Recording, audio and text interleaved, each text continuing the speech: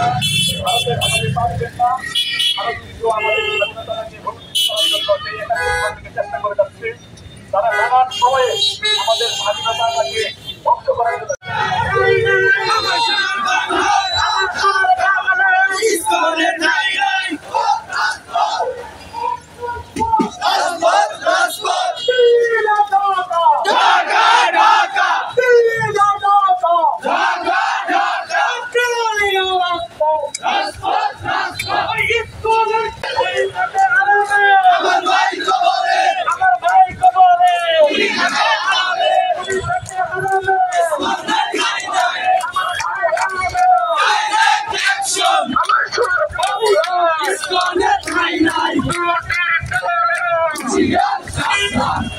হাসিনার দালালি করেছে এবং 5 আগস্টের পরেও সে ভারতের মদদে, বিজেপির মদদে, আরএসএস এর মদদে বাংলাদেশকে অসাম্প্রদায়িক এবং বিশৃঙ্খল প্রমাণ করার জন্য শাহজালাল শাহপরানরা ঘুমিয়ে আছে।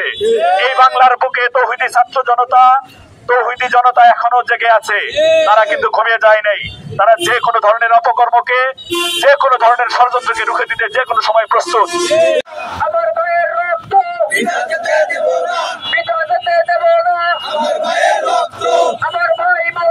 যে পায়তারা চালাচ্ছে এটা আমরা কখনোই বরদাস্ত করবো না ইনশাআল্লাহ।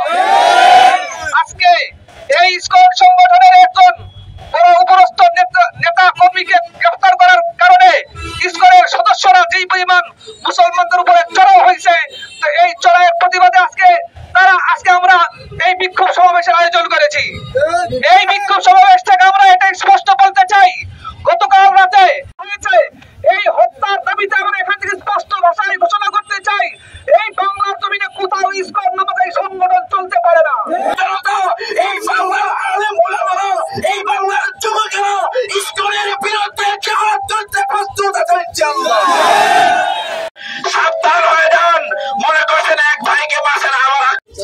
আমরা আজকে দেখতে পেয়েছি যে সরকারি প্রসিকিউটর একজন সরকারি আইনজীবী হওয়ার পরেও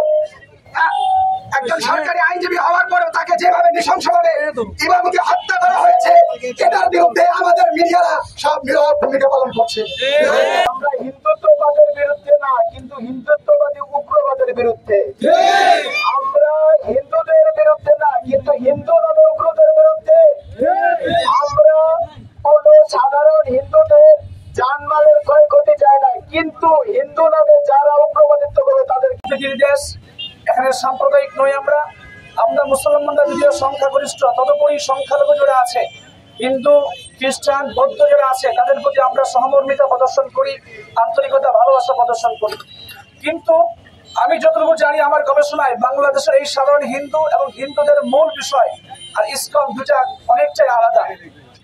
যে কথা বলে গেছেন সেই কথা আমি বলছি যে আমরা হিন্দুদের বিরুদ্ধে নই, আমরা হিন্দুদের পক্ষে। কিন্তু হিন্দুদেরকে ব্যবহার করে কোন একটা উগ্রবাদী সংস্থা ইসকন নাম দিয়ে যেটা প্রতিষ্ঠা হয়েছে খ্রিস্টানদের, ইহুদিদের তত্ত্বাবধানে, সেই ইহুদি খ্রিস্টানদের তত্ত্বাবধানে পরিচালিত প্রতিষ্ঠিত সংস্থা ইসকনের নামে বাংলাদেশে মুসলমানদের মধ্যে ধর্ম দাঙ্গা সৃষ্টি করবে, এই সুযোগ আমরা কখনো দিতে পারি না।